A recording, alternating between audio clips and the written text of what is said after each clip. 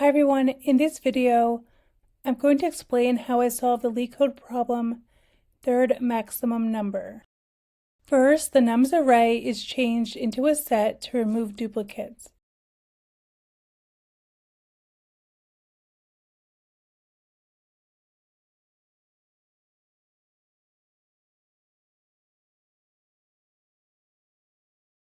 Next, a new array is created from this set and the values are sorted in descending order.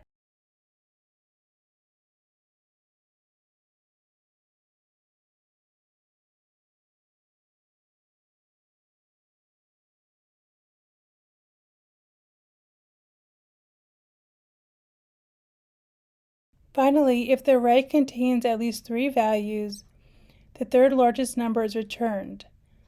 Otherwise, the largest number is returned.